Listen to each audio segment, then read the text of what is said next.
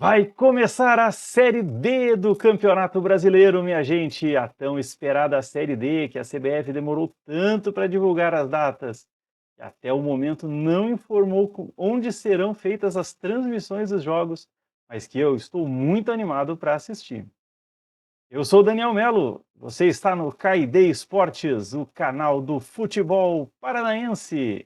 Depois da vinheta eu vou te contar um pouco mais sobre a Série D, que começa hoje à tarde.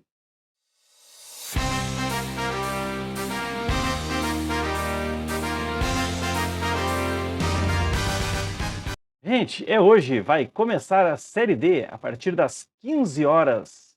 O jogo de abertura será entre a América do Rio Grande do Norte e o 13 da Paraíba. Darão início à competição que se estenderá até 29 de setembro. Até lá teremos muitos jogos, gente. São 64 equipes divididas em 8 grupos regionalizados. Esses 8 grupos jogam todos contra todos, ida e volta, 14 partidas.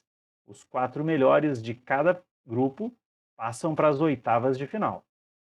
A partir das oitavas de final são confrontos de mata-mata, jogos de ida e volta, vantagem sempre para aquele time que fez melhor campanha na fase anterior e continua somando pontos nas oitavas de final. As oitavas ainda serão confrontos regionalizados. A partir das quartas, é o melhor classificação geral contra o oitavo, o segundo contra o sétimo e assim por diante. Os 4 times que chegarem às semifinais garantem vaga na Série C 2025. E nesse vídeo vou te contar quem são os 64 participantes e detalhar os adversários dos paranaenses nos grupos A7 e A8. Fique comigo, não perca nada, saiba tudo o que você precisa sobre o campeonato da Série D e boa sorte para os nossos times paranaenses. Série D, então, divididas em 8 grupos regionalizados. O grupo A1, representantes do norte do país: Porto Velho, Humaitá, Manauara, Manaus, Princesa, Rio Branco, São Raimundo e Trem. Grupo A2, também representantes do norte: o Águia de Marabá, Altos do Piauí, Cameta, Fluminense, Maranhão, Motoclube do Maranhão, River do Piauí e o Tocantinópolis do Tocantins. O grupo AE, são representantes do Nordeste: o América do Rio Grande do Norte, o Atlético, o Iguatu, Maracanã, Potiguar de Alagoas, Santa Cruz, Souza e o 13 da Paraíba. No grupo A4, ainda representantes do Nordeste: o ASA, o CSE de Alagoas, o Itabaiana, Jacuipense, Juazeirense, Petrolina, o Retrô e o Sergipe. São os representantes dos 4 primeiros grupos, formados por times do Norte e Nordeste. O A5, representantes do Centro-Oeste: Anápolis, Brasiliense, Capital, Craque, Iporã, Misto, Real Brasília e União Rondonópolis. O grupo A6, times de Minas Gerais e Rio de Janeiro, tem o Audax Rio, Democrata, Ipatinga, Itabuna, Nova Iguaçu, Portuguesa, Real Noroeste e o Serra. O grupo A7 é o mais diversificado. Temos os Água Santa de São Paulo, o Patrocinense de Minas Gerais, Maringá do Paraná, o Costa Rica do Mato Grosso do Sul, a Inter de Limeira de São Paulo, Pouso Alegre de Minas Gerais e o Santo André e o São José de São Paulo. E o último grupo, A8, com times do sul do país, tem o Avenida do Rio Grande do Sul, Barra de Santa Catarina, o Brasil de Pelotas, o Cascavel e o Cianorte do Paraná, Concórdia e Hercílio Luz de Santa Catarina e o Novo Hamburgo do Rio Grande do Sul. Estes são as 64 equipes que estão na briga por uma vaga na Série C 2025. Agora vamos falar um pouquinho do grupo A7, onde está o nosso representante paranaense, o Maringá, atual vice-campeão paranaense. caiu no grupo que tem a logística mais complexa, né? Com times do Mato Grosso do Sul, São Paulo, Paraná e Minas Gerais. Grupo A7, então, composto pelo Águia Santa de São Paulo, manda os seus jogos na Arena Inamar.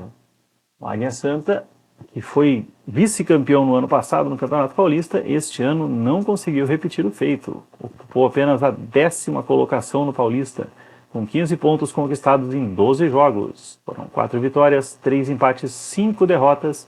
Marcou 8 vezes, sofreu 11, saldo negativo de 3 gols.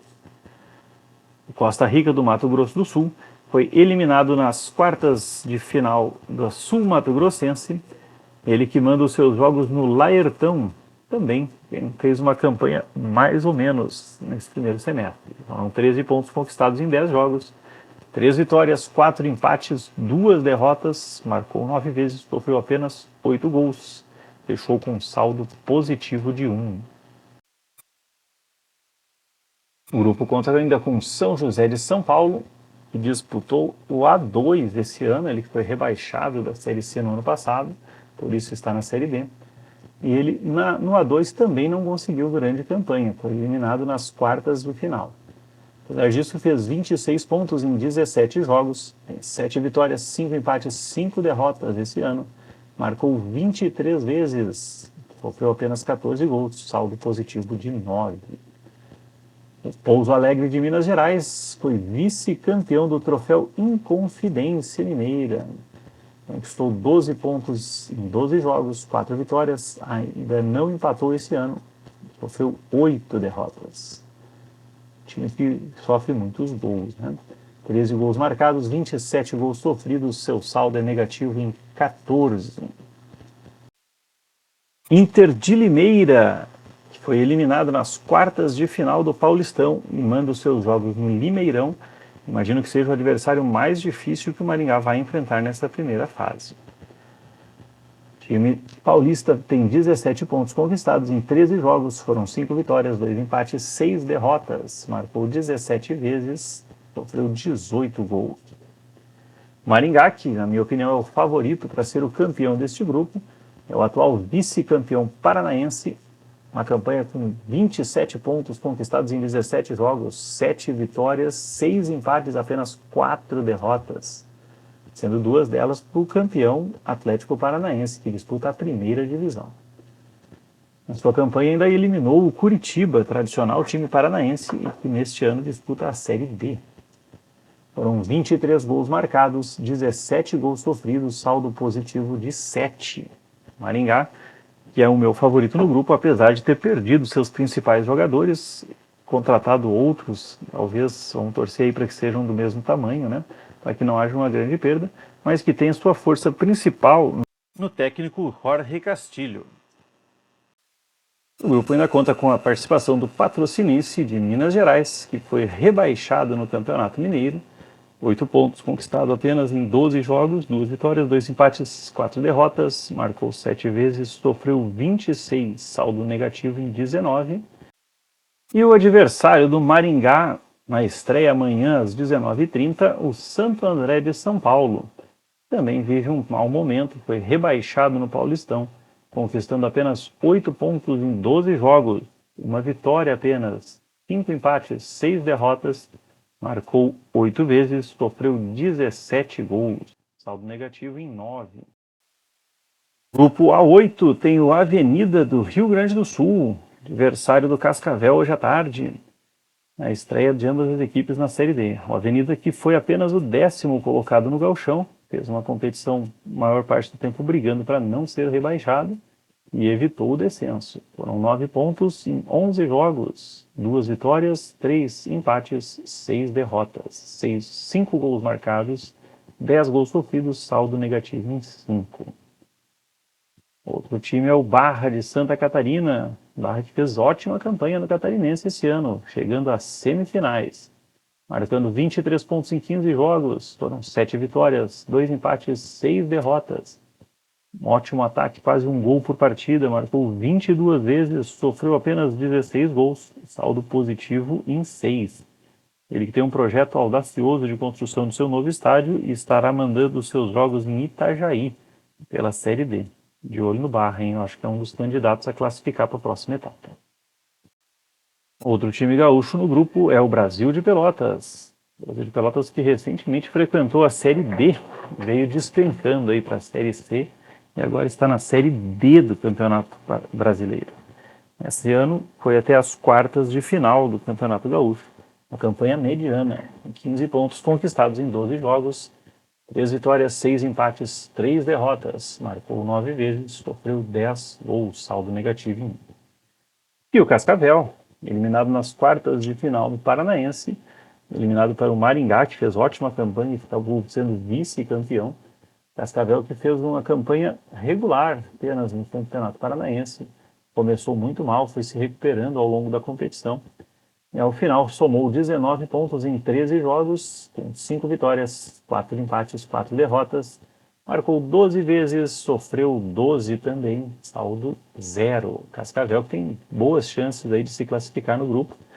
E eu confio muito aí que ele deva disputar a liderança com o Barra. O outro time paranaense do grupo A8 é o Cianorte, que manda os seus jogos no Albino Turbay. Eliminados também nas quartas de final do Campeonato Paranaense, eliminado pelo time do Curitiba. Fez uma campanha boa no Campeonato Regional, com 14 pontos conquistados em 13 jogos, 4 vitórias, 2 empates, 7 derrotas. Marcou 12 vezes, sofreu 19, saldo de gols de menos 7.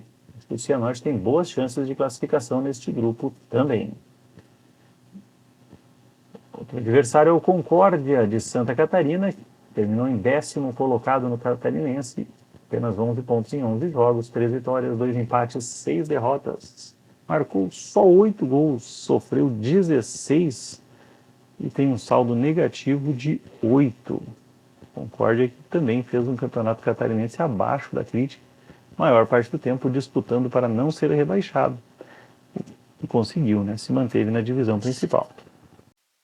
E para fechar, o catarinense Luiz Hercílio Luz, eliminado nas quartas de final do Catarinense, fez uma boa competição, acabou sendo eliminado pelo Avaí nas quartas de final. Tomou 15 pontos em 13 jogos, 3 vitórias, 6 empates, 4 derrotas. Marcou 16 vezes, sofreu 15 e tem saldo positivo em 1. Está entre os times aí que eu imagino que vai fazer enfrentamento com os paranaenses em busca de uma das 4 vagas para a próxima fase. Por fim, o Novo Hamburgo, do Rio Grande do Sul, que vive um péssimo momento, foi rebaixado no Campeonato Gaúcho, tomou apenas 9 pontos em 11 jogos, 2 vitórias, 3 empates, 6 derrotas, marcou 6 vezes, sofreu 15, saldo negativo em 9. Novo Hamburgo, curiosamente, é o último time do interior a ser campeão gaúcho, vencendo o Internacional, já faz um tempinho, foi há 8 anos atrás. É isso aí, pessoal. Agora que você está bem informado, é hora de se juntar com os amigos e torcer pelos nossos times. E se você gostou desse vídeo, compartilhe, comente, curta, se inscreva no canal se ainda não for inscrito. Sua participação é muito importante para que possamos continuar com esse projeto, que visa engrandecer ainda mais os times do Paraná. Um grande abraço!